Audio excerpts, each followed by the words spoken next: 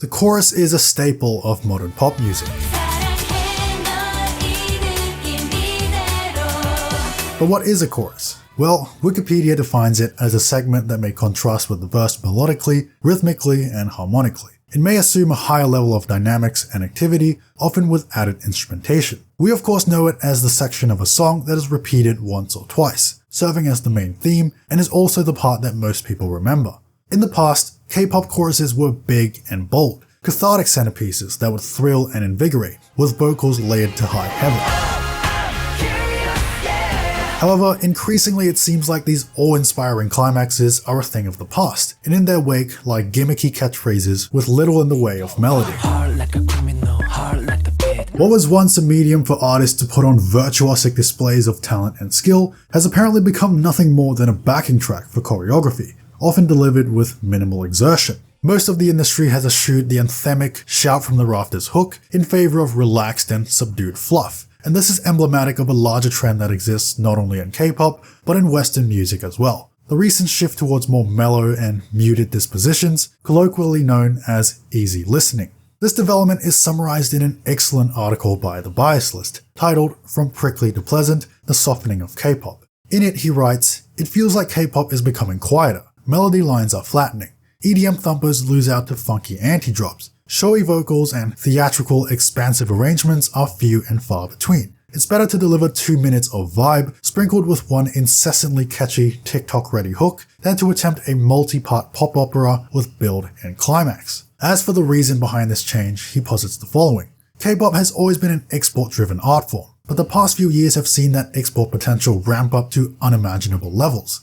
More than ever, K-pop acts must appeal to the widest swath of listeners possible. These concessions have become a major tenet of pop music in our streaming age. Inoffensive or pleasant music is at a premium, guaranteed to hit as many different playlists as possible. While this trend is not the focus of this video, it nonetheless informs several of the points being made, since the two subjects are closely related. In the new musical landscape where atmosphere trumps substance, choruses have been hit the hardest. What was and still is the most important part of a song now feels like an afterthought, at least when it comes to writing melodies. Much has been said about the anti-drop in K-pop, but here I'd like to propose a new concept, the anti-chorus.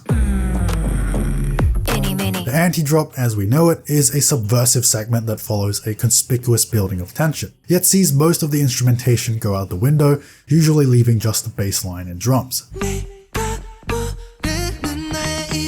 Meanwhile, the anti-chorus betrays most of the songwriting and compositional principles that gave rise to the genre's most enduring hits, replacing the monumental and mellifluous with minimalistic and monotonous. Look, I'm not suggesting every song should have a chorus like The Chaser. That would be ridiculous, but also extremely satisfying. I'm just saying some actual vocals would be nice. But no, in today's industry, singing is scarce and anti-choruses are abundant. This situation is evident even when looking at the releases from this year alone. In fact, it's gotten to the point where almost every other major comeback has one of them. Combing through my 2024 playlist, I've managed to identify 3 relatively distinct types of anti-choruses. But the point is not to come up with a strict definition for each of them, more so just to illustrate the kinds of pseudo-refrains that are currently prevalent. Starting with the chant. This one is characterized by a repeated rhythmic phrase, typically one shouted or sung in unison by a crowd. You'll usually find this in more aggressive, hip-hop oriented boy group tracks, though its application is not limited to that context. It's usually performed in a louder register, often seeking to rouse and embolden.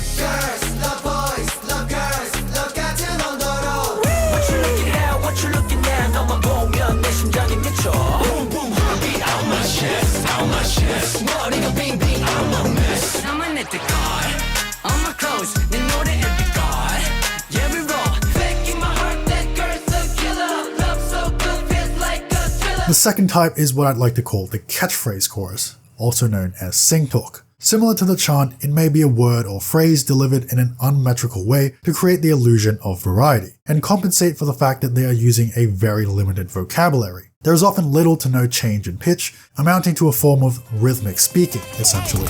Watch me, don't touch me, love me, don't hurt me.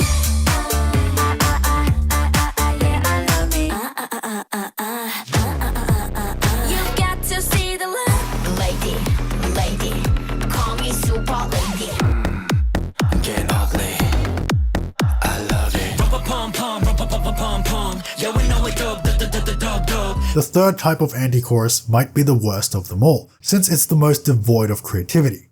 Copying, or repetition. I wanted to make it so that they all started with C, but you get the idea. This involves running a hook into the ground by simply having the artist utter one or two words again and again, interspersed with some other words to make it seem like they haven't completely given up. And we've seen a few of these quite recently. I'm sure there's one that immediately comes to mind.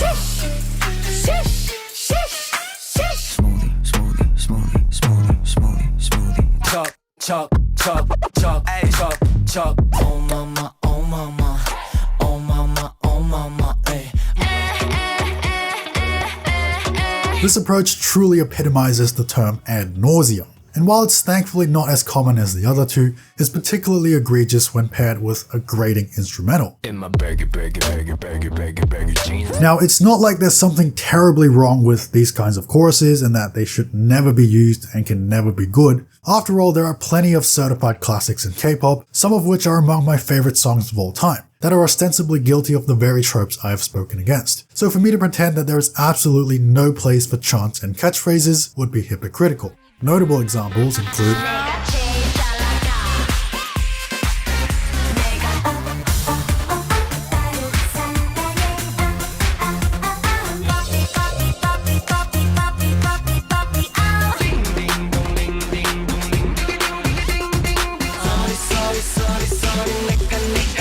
And yet, the hard truth is that these choruses simply aren't as worthy as those with full-throated melodies and high dynamic range. However, when delivered with exceptional flair, aided by impeccable production elements, then you have a hook that will go down in history. There are some recent tracks that embrace the anti-chorus's worst tendencies, but were also elevated by surrounding features, making for a serviceable listen. For instance, in Mixer's Dash. Sure, it's repetitive, but you've got to admit, the harmonies and vocal layering are quite impressive. Another example would be aespa's Drama. I'm not a fan of this refrain at all, but the beat that accompanies it is sickeningly good.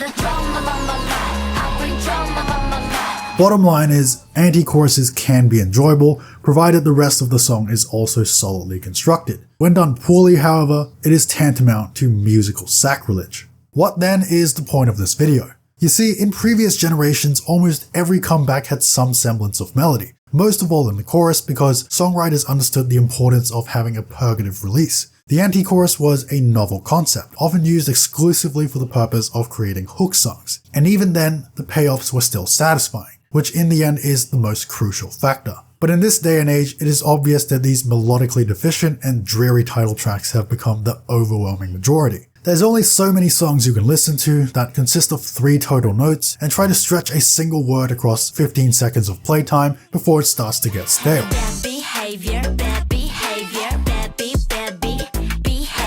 Which begs the question, why has this happened? Why is everything so dumbed down? Why are otherwise competent singers having their talent squandered by being forced to recite nonsensical slogans? Well, here's my hypothesis. We live in a world rife with distractions, immersed in a tumultuous sea of flashing images and quick-firing sound bites pulling us every which way. Our attention spans and ability to focus have dwindled, nay plummeted, so much so that we fail to comprehend any material with even the slightest vocal complexity. Girl groups in particular tend to perform in an overly comfortable register, usually hovering around the same few notes for the entirety of a verse. You'd be hard-pressed to hear New Jeans or Le Seraphim go beyond an octave in range, and this kind of unadventurous songwriting almost comes off as complacent. Yet it has also proven incredibly effective at engineering chart-topping smash hits for the same reasons mentioned above. This will likely become more pervasive as the industry continues to prioritize physical attractiveness over performance ability. Despite what I said earlier about choruses now being an afterthought, that isn't completely the case, since it's the part that most people will hear. It's almost as if producers are worried that if they write a genuine melody, it won't be catchy enough, so they just opt for the same repetitive sing-talk hooks instead. A varied and unique composition runs the risk of being unmemorable, while generic, lackadaisical catchphrases stand a much better chance of getting stuck in your head. These types of hooks are the perfect fodder for streams and views, requiring no effort on the part of the listener, yet are stimulating enough so you don't click away. Companies are no longer making songs, but instead glorified dance challenges optimized for social media algorithms, manufactured, cheap dopamine meant to provide short-term satisfaction before people inevitably move on to the next thing. In recent years, most melodic resources have actually been devoted towards the pre-chorus. In general, these segments tend to be the most vocal heavy, and can often be quite grandiose and majestic. But this is all for naught if what immediately follows is a tremendous disappointment, both in terms of tunefulness and arrangement. 9 times out of 10, songs will completely collapse after building immense anticipation, and the worst part is, you can see it coming from a mile away. Once the trick has been revealed, there is nothing more to look forward to and also no reason to replay the song. Sure, these anti-choruses may be catchy, that's by design, but when it also drains the song of all energy, the listening experience is hardly pleasant. Another problem arises when the people who are leading the industry adopt this approach at every turn, meaning others will naturally follow suit. Met with simple-minded fans who will indiscriminately consume and subsequently praise anything produced by their favorite artists, this creates a vicious cycle that only incentivizes mediocrity. Song of the year, they cry, when we know damn well the quality of the music is the last thing on their minds. Meanwhile, we'll continue to get more dull and desultory hooks because no one can be bothered to write lyrics anymore. Now you're probably wondering, why does any of this matter? Maybe you really like these choruses. In that case, whatever floats your boat. Maybe I'm just a jaded old man yelling at the clouds. Maybe this whole video has been a waste of time. Look, call me old-fashioned, but I don't go to music wishing to be mildly amused, at least not for K-pop. I also try not to view a single or album as a disposable product meant solely for generating profit. I want to actively engage in the storytelling behind these works. I want to feel that a song is truly alive, where the chorus functions as a beating heart, and the melody is, well, blood.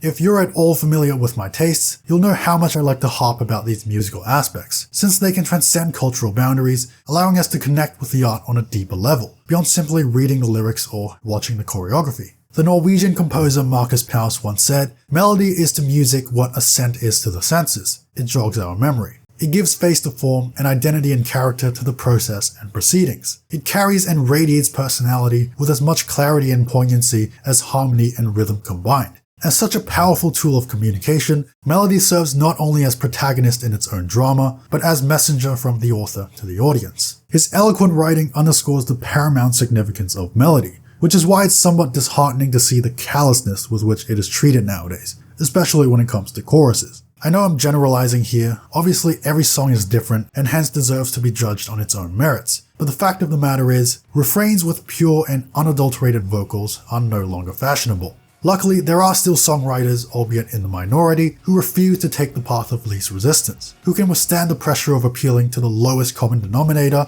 and are ultimately helping to preserve the genre's musical integrity. Real choruses are a dying breed in K-pop, which makes the experience of hearing one all the more delightful. These are the tracks that make my ears perk up, that get me excited to talk about them, and they're also the tracks that I will be holding on to dearly.